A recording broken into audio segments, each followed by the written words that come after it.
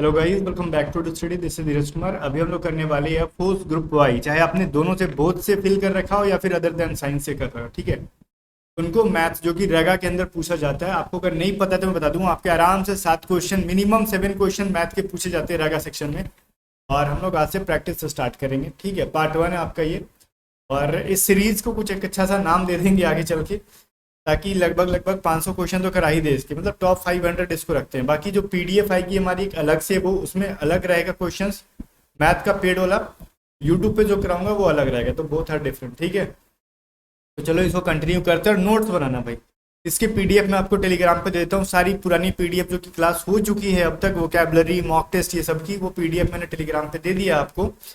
और तो Telegram channel पे जाके ज्वाइन कर लो, सर्च करना है @A to Z स्टडी, और टेलीग्राम पे इसकी पीडीएफ मिल जाएगी। प्रैक्टिस करो रेगुलर बेसिस पे, नोट बनाओ, बहुत हेल्प मिलेगा आपको। क्वेश्चन प्रैक्टिस के लिए ना टेंशन मत लो। बाकी अगर वाई ग्रुप की मॉक टेस्ट अगर खोज रहे हो, ऑनलाइन मॉक टेस्ट तो लगाओ। अभी वीक में कम से कम एक लगाओ, ज़्यादा नहीं, मतलब एक मॉक टेस्ट लगाओ फिलहाल के लिए। लास्ट के जब 10-15 दिन बचेंगे ना, तब जान लगा देना ऑनलाइन में। रेगुलर दो या फिर एक मॉक टेस्ट लगाते रहना। अभी वीक में एक मॉक टेस्ट लगाओ, और best mock test video solution के साथ हम लोग A to Z study app पे दे रहे हैं। ऐप का लिंक डिस्क्रिप्शन में, जाओ डाउनलोड करो और टेस्ट सीरीज लगाना शुरू करो, बहुत इंपॉर्टेंट है। अगर आप पेड बैचेस से ज्वाइन करते हो, अगर कम टाइम में बढ़िया प्रिपरेशन करना है वाई ग्रुप की ना, तो आप हमारा पेड बैच ले सकते हो, जहाँ पे वाई ग्रुप की कंप्लीट तैयारी कराई जाएगी। चाहे वो आपको रागा का हो, चाहे इंग्लिश का हो, रागा में मैथ हो, रीजनिंग हो, जीके, वो सब चीज़ें पढ़ाई जाएंगी। और इंग्लिश तो अपना इंग्लिश है, ठीक है, उसका तो कुछ कहना नहीं है। वोकैबलरी वगैरह की पीडीएफ दे दी जाती है, बढ़िया से पढ़ाई जाती है, ग्रामर, तो वो सभी चीज़ें बहुत हेल्प करेगी। कंप्लीट रिकॉर्डेड वीडियोज रहेंगी। और इसके अंदर टेस्ट सीरीज अलग से नहीं खरीदना पड़ेगा, इसी के अंदर टेस्ट सीरीज मिल जाएगा। ओल्ड प्लस में न्यू मिला के 40+ टेस्ट सीरीज दे देंगे हम लोग, ऑनलाइन मॉक टेस्ट और पेड पीडीएफ वगैरह सब इसके अंदर मिल जाएगा, ठीक है। अगर आप सिर्फ अगर एक्स ग्रुप की इंग्लिश की क्लास ज्वाइन करना चाहते हो, तो वो भी आपके सामने है, कर सकते हो आराम से आप। इंग्लिश की क्लास भी सिर्फ जस्ट 250 रुपीज़ में। ऐप को डाउनलोड करो, सब समझ में आ जाएगा। अगर कुछ समझ में नहीं आता है ना, तो आप आराम से सिर्फ व्हाट्सअप कर लो इस नंबर पे 72, देखो यहाँ पे दे रखा है 7279047787 पे, पूछ लो किस तरीके से पेड बैच ज्वाइन करना है, आपकी मदद कर दी जाएगी। पहला क्वेश्चन देखो, कह रहा है ए और बी, ध्यान से सुनना, सारे प्रीवियस ईयर बेस्ड क्वेश्चन है। लगभग 99% चीजें प्रीवियस ईयर से देखने के लिए मिलेगी, मैच करेगी। खाली लैंग्वेज घुमा देंगे, मतलब डेटा घुमा देंगे, लैंग्वेज वही रहेगा, मतलब लैंग्वेज आपके एग्जाम का रहेगा, डेटा थोड़ा बड़ा इधर रहेगा, बाकी सब लगेगा कि हाँ ये आपके एग्जाम में पूछा ही गया था, कभी आपने दिया होगा। तो ए और बी एक साथ काम करने पर 6 दिनों में 30% काम कर लेते हैं, ठीक है। बी अकेले अगर 25 दिनों में समान काम को कर सकता है, तो इसी काम को पूरा करने में ए अकेले कितना दिन में खत्म करेगा, ये चीज पूछा जा रहा है आपसे। तो ये तो आराम से निकाल दो एक चीज पहले ना, कि ए और बी पूरा काम को कितने दिन में कंप्लीट करेंगे। क्योंकि सर दे तो रखा है 6 दिन, नहीं भैया गलत है, 6 दिन नहीं दे रखा है। ये कह रहा है 30% ही काम करेंगे ये लोग। देखो एक्स के मान लो 30%, वो मान लेते हैं पूरा काम क्या है ना, एक्स है, ठीक है, और वो 30% काम इसका कितने दिन में कर रहे हैं, 6 दिन में। बात समझ में आ रहा है। तो ये 0 0 कट गया, ये 3 2 जा हो गया, तो वो पूरा काम कंप्लीट हो रहा है 20 डेज में। मतलब ए प्लस बी मिलके उस काम को 20 दिन में खत्म करेंगे, कुछ हमने ऐसा समझ लिया, ठीक है। और बी कहता है मैं अकेले 25 डेज में इस काम को कर सकता हूँ, तो ए कितने दिन में करेगा, कुछ नहीं। ए प्लस बी की वैल्यू दे रखा है और बी क्या वैल्यू दे रखा है, तो आपको ए को निकालना है, तो कर लो ए इंटू बी, भाई बटा में क्या कर लोगे, b-1, जो बड़े में से छोटे को घटा लेंगे। तो यहाँ पे ना एक चीज हमने गलत कर रखा है, यहाँ पे ए प्लस बी लिखना था, क्योंकि 2 लोग थे ना, और यहाँ पे b-a प्लस बी, इनका जो डेटा दे रखा है वो रख लो, ठीक है। तो a प्लस बी का डेटा दे रखा है 20, बी का डेटा दे रखा है 25, और बी का दे रखा है 25 - 20। ए प्लस बी की वैल्यू क्या है 20, आ जाएगा आपका 20 × 25 में 5, ठीक है। ये 5 बार में कटेगा, कुल मिला के 100 दिन के अंदर ए अकेला उस काम को खत्म करेगा। अब देख लो फिर से करोगे ना, कि ए मान लो 100 दिन में काम करता है, बी 25 दिन में काम करता है, तो दोनों मिलके पूरा काम कितने दिन में करेंगे, आ जाएगा आपका 20 ही दिन आ जाएगा, ठीक है। करके आप चेक कर लो अपने हिसाब से, आपका आंसर एग्जैक्ट वही आने वाला है। चलो अगला सवाल देखते हैं। जब एक तार, ठीक है, एक तार जब एक वर्ग के रूप में मोड़ा जाता है, तो इसका एरिया जो होता है 484 वर्ग सेंटीमीटर का एरिया घेरता है, ठीक है। जब इसी तार को एक सर्कल के रूप में मोड़ा जाता है, तो घेरा गया क्षेत्र बताओ। देखो मैं समझाता हूँ सवाल क्या। लैंग्वेज अगर समझ में ना आए ना, तो लैंग्वेज में घुस जाया करो, अपना एकदम देसी भाषा में घुस जाया करो।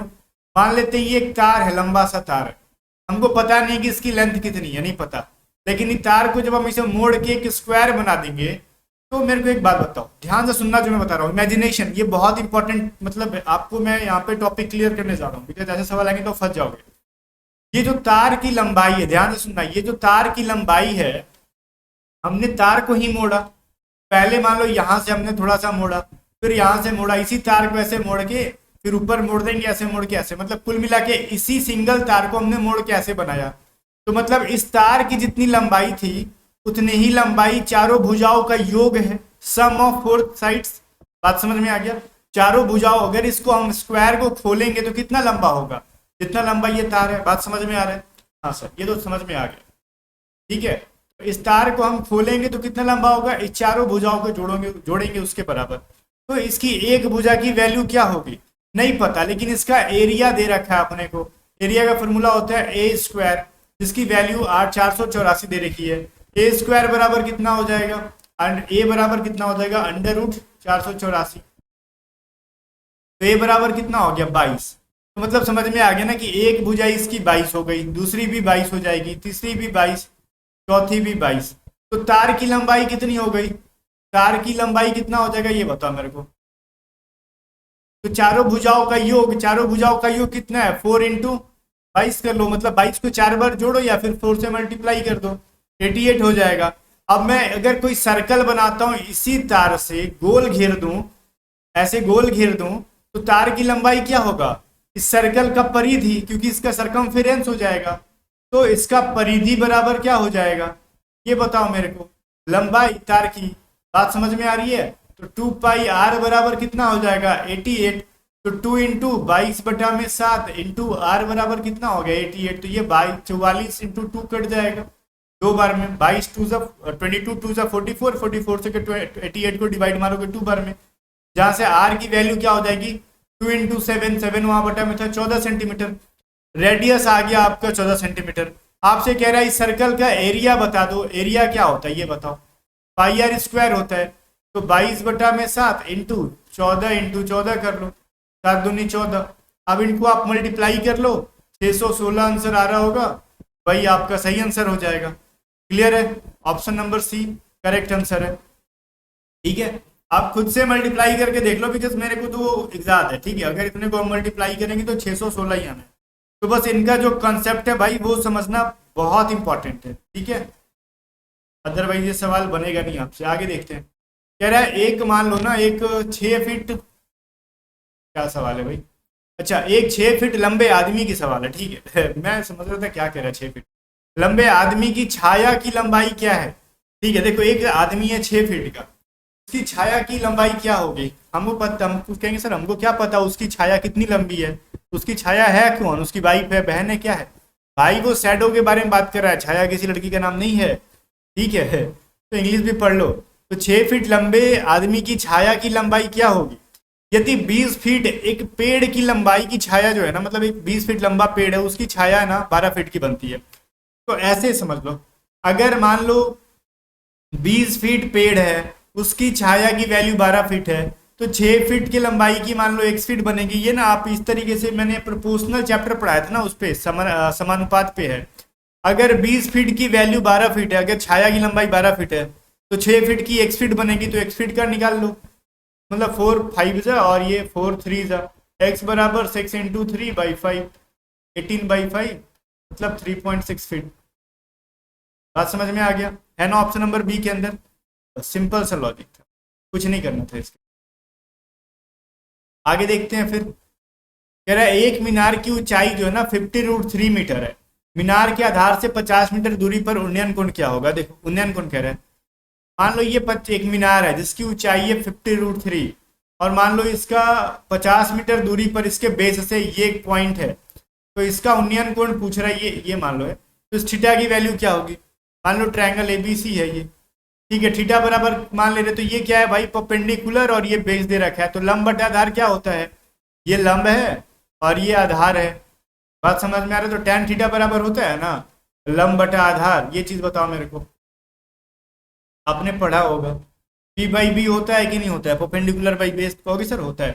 तो tan थीटा बराबर क्या हो जाएगा 50√3 बाई 50, बेस की वैल्यू 50 है तो 50 कट जाएगा, तो tan थीटा बराबर बन जाएगा √3। अब मेरे को ये बताओ tan किसका वैल्यू √3 होता है? क्योंकि सर कुछ नहीं, tan 60 डिग्री की वैल्यू √3 होती है, तो थीटा बराबर क्या हो जाएगा 60 डिग्री।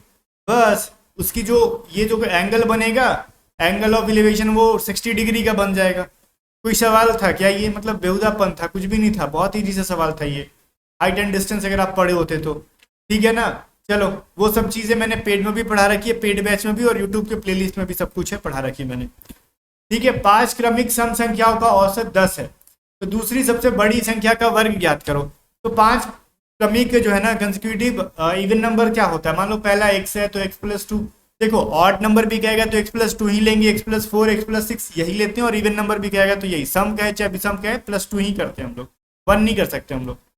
ऐसा क्यों नहीं करते? मान लेते x की वैल्यू अगर हम 2 मानते, अगर सम संख्या कह रहा है तो आगे 2 में अगर हम 1 जोड़ देंगे तो ये तो 3 मिल जाएगा, तो अगला सम संख्या तो नहीं मिला, तो 2 जोड़ेंगे तभी ना सम संख्या 4 मिलेगा, फिर हम 4 में 2 जोड़ेंगे तो अगला सम संख्या 6 मिलेगा।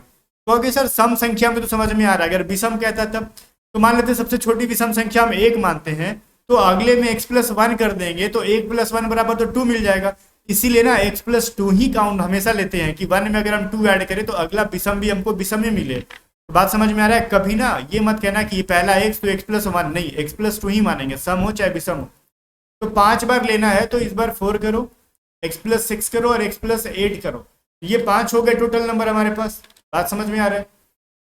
इनकी जो एवरेज है 10, तो 5 से मल्टीप्लाई करो तो सम मिल जाएगा, तो ये कितना हो जाएगा 6 4 10 और 8 2 10 20, 5x प्लस में 20 इज इक्वल टू क्या हो जाएगा 50, तो 5x बराबर 30, तो x बराबर 36 हो गया, कट जाएंगे यहाँ से ये 6 टाइम में। तो कह रहा है सेकेंड लार्जेस्ट नंबर कौन है? x+6 है, तो x+6 की वैल्यू क्या होगी 6 + 6 बराबर 12, और कह रहा है इनका स्क्वायर कर दो, स्क्वायर कर देंगे 144, इनका स्क्वायर आपके जुबान पर रटा होना चाहिए। आई होप गाइस की कुछ भी प्रॉब्लम नहीं है, 144 है, ठीक है। और पता है मेरी पिछली 1-2 साल से क्या प्रॉब्लम चल रही थी, मैं आंसर सही बोलता था 144, लेकिन टिक कर देता था 36 पे 16 पे, जल्दी जल्दी। मतलब थोड़ा मैं इसके लिए ना पीछे से चेक कर ले रहा हूँ कि पिछला क्वेश्चन पे मैंने जो आंसर कहा था उसी पे मैंने टिक किया है कि नहीं किया है, क्योंकि मैं मान लो आंसर बोलता हूँ 144 और टिक कर दूँ 36 पे तो आप कंफ्यूज हो जाओगे, भाई क्या कर दिया आपने, जज्बाती पूरा बदल दिया, बोलते हो कुछ कर देते हो कुछ।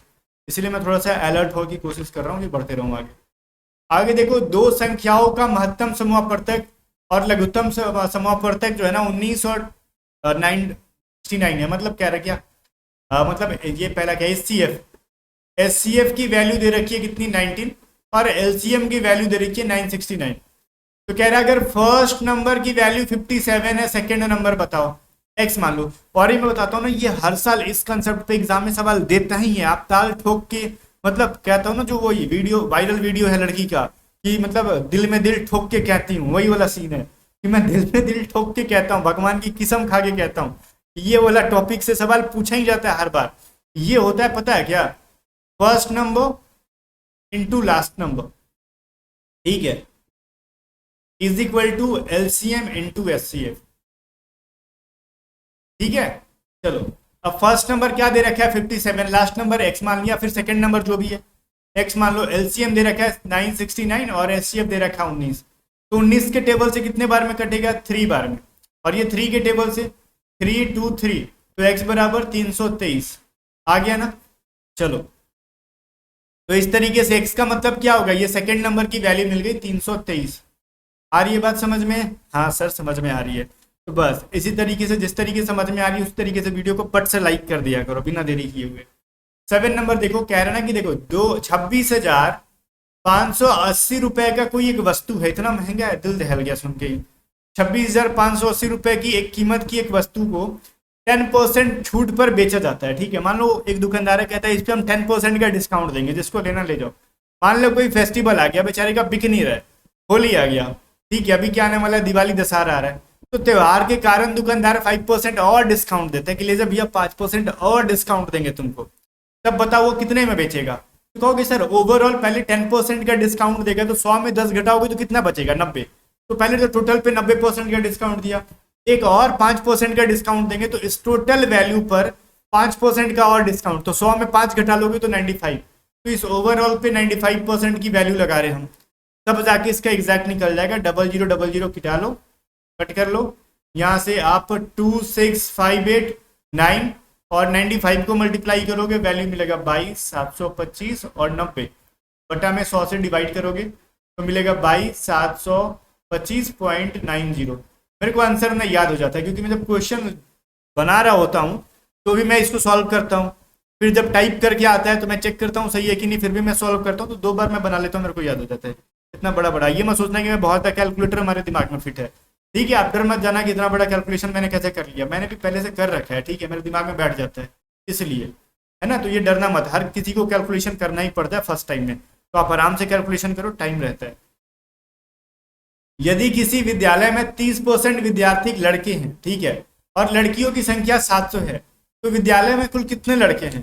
देखो एक स्कूल है, बचपन याद आ गया, उसमें 30% जो है ना गर्ल्स हैं, गर्ल्स हैं, तो बॉयज कितने होंगे। कहोगे सर सिंपल है, 70% होंगे बॉयज, ठीक है। तो बॉयज की संख्या है 700, तो टोटल विद्यार्थी कितने होंगे, तो टोटल लड़के कितने, टोटल स्टूडेंट्स मान लो यहाँ पे हमारे पास कितने। अच्छा लड़कियां यहाँ पे क्या है भाई, लड़कियों की संख्या यहाँ पे 700 है, ध्यान देना, लड़के नहीं है 700, ये लड़कियां हैं, और मैंने सवाल ही उल्टा लिख दिया है। देखो यहाँ पे मैंने गलती कर दिया। देखो सवाल में कह रहे ना कि 30% विद्यार्थी लड़के हैं, तो 30% लड़के हैं, तो लड़कियां 70% हो जाएगी। बात समझ में आ रहा है ना। तो थोड़ा थोड़ा हो जाता है, बहक जाते हैं हम भी, आजकल मौसम कह रहा है बहकने वाला, ठीक है। तो टोटल स्टूडेंट्स कितने हो जाएंगे, मान लो x, तो x की ना अगर 70% लड़कियां हैं तो 70% की वैल्यू 700 दे रखा है, तो ये 70 को 700 डिवाइड करोगे 10-12 में, तो टोटल कितने विद्यार्थी हो गए 1000। तो 1000 का 30% निकाल दो, बॉयज की संख्या निकल जाएगी। तो ऐसे भी नहीं करते तो 0000 कटा के 300 निकाल देते हैं, ठीक है। तो 300 है ऑप्शन नंबर सी में, ठीक है। तो पाकिस्तानियों की संख्या कितनी है 300। अब ये पाकिस्तानी मैंने क्यों बोला, हमारे स्कूल टाइम में चलता था, एक साइड बॉयज को बैठाते थे, एक साइड गर्ल्स को, अपने में हम लोग बांट लेते थे कि हम इंडियंस है वो पाकिस्तानी है, वो हमको कहती थी कि वो तुम लोग पाकिस्तानी हो हम लोग हिंदुस्तानी है, ठीक है। तो हमने 2 गुट बटा रहता था, इंडियंस और पाकिस्तान में, इंडिया और पाकिस्तान में, ठीक है, और हमेशा लड़ाई होते रहता था, वही सीन है। तो हमने पाकिस्तानियों की संख्या निकाल दी 300। लड़कियां सोच रही होंगी कि पाकिस्तानियों की संख्या 300 है, और लड़के सोच रहे होंगे हिंदुस्तानियों की संख्या 300 है। अब देख लो किसकी संख्या कितनी है, ठीक है। चलो बॉयज की आ गई, यहाँ पे टोटल नंबर ऑफ स्टूडेंट्स पूछ लेता तो आप 1000 बोल लेते, लड़के पूछ लिया 300, लड़कियां ऑलरेडी पता है 700 है। क्वेश्चन नंबर 9 देखो, कह रहा है कि एक त्रिभुज में 2 कोण का वैल्यू दे रखा है, मतलब 2 एंगल की वैल्यू दे रखी है ट्रायंगल का, 21 डिग्री और 38 डिग्री मान लेते हैं ना, कोई एक ट्रायंगल है, ठीक है। इसका एक एंगल दे रखा है 21 degree, second is that 38 degree, तो ये तीसरा कितना हो जाएगा। क्योंकि दिया कहाँ है कि हमको पता चलेगा, तो ठीक है, नहीं पता तो बताओ त्रिभुज कौन सा है। क्योंकि सर तीसरा पता चलेगा तब तो त्रिभुज का पता चलेगा। देखो तीनों एंगल बराबर हो जाते हैं ना अगर, तो समझ में आता है कि ये तीनों साइड्स इसके बराबर होंगे, ठीक है। बट ऐसा तो है नहीं, और तीनों 90 डिग्री से कम हो जा सकते हैं आराम से। अगर तीनों को हम 90 डिग्री से कम करें तो 60-60-60 कर देंगे, तो तीनों 90 डिग्री से कम हो जाएंगे। ऐसे भी और भी वैल्यू कुछ ले सकते हैं, तो उस समय में ये न्यूटन ट्रायंगल हो जाते हैं। बट देखो तीनों थीटा, मान लो ये θ1 है, ये θ2 और ये θ3 है, तो θ1 प्लस θ2 प्लस θ3 एंगल जोड़ने पे कितना वैल्यू होता है 180 डिग्री। एक त्रिभुज की तीनों कोणों की वैल्यू कितनी डिग्री होती है 180 डिग्री। तो मान लो θ1 की वैल्यू नहीं पता, थीटा ये क्या है भाई 2 की वैल्यू 21 डिग्री है, और θ3 की वैल्यू 38 डिग्री है, बराबर 180। तो θ1 प्लस क्या हो जाएगा, ये 59 बराबर 180 डिग्री, तो θ1 बराबर 180 माइनस 59, तो ये क्या हो जाएगा, ये 1 हो जाएगा, और तो 121 डिग्री आ गया ये, तो मतलब इसकी वैल्यू 121 डिग्री हो गई। अब जैसे ये 90 डिग्री से ज़्यादा जाता है, ठीक है, 2 एंगल बराबर होते तो कहते हैं कि समद्विबाहु त्रिभुज है, तीनों होते तो समबाहु त्रिभुज है, ठीक है। अगर एक 90 डिग्री हो जाए तो समकोण त्रिभुज है, तीनों अगर 90 डिग्री से कम है तो न्यूनकोण त्रिभुज है। लेकिन एक जहां एक को मिल गया 90 डिग्री से ज्यादा, तो भैया ये क्या है, अधिक कोण त्रिभुज है, ऑब्ट्यूज एंगल ट्रायंगल है, ठीक है। ये चीज ध्यान में रखना। 10 नंबर सवाल है कि किसी परिवार में पिता और माता की आयु औसत आयु 35 ईयर्स है। मतलब फादर एंड मदर का एज कितना होगा? कुछ लोग कहेंगे 35, नहीं भैया ये तो एवरेज है, तो मल्टीप्लाई कर दो, दो लोग हैं तो 70 साल के माता पिता हैं। अब माता पिता मिला के 35 साल, तो कितना साल में ब्याह करा दिए तुम?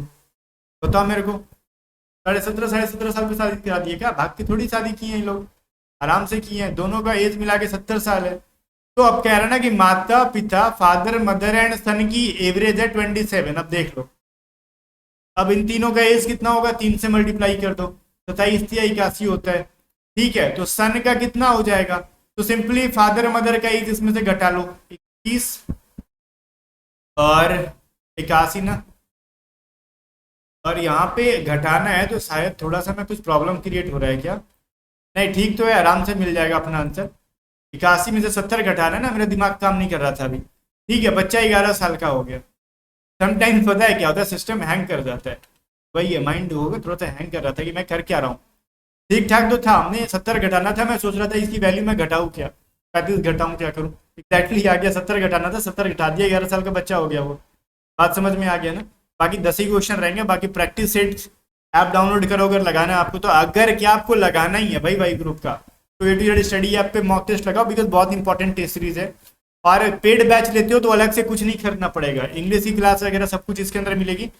मतलब बहुत ही हेल्पफुल होने वाला गाइस ये। तो जाओ, ऐप का लिंक डिस्क्रिप्शन में, जो भी बाई करना बाई करो। बाकी टेलीग्राम चैनल को ज्वाइन कर लेना, वीडियो को लाइक करके शेयर कर लेना। नमक हरामी मत करना, इतना मेहनत से पढ़ा रहा हूँ। वीडियो को लाइक किया करो, चैनल को सब्सक्राइब करो, बगल में जो घंटा का चिन्ह है ना फोटो, उसको भी ठप्पा मार दिया करो। मिलते हैं नेक्स्ट वीडियो में, तब तक के लिए बाय बाय।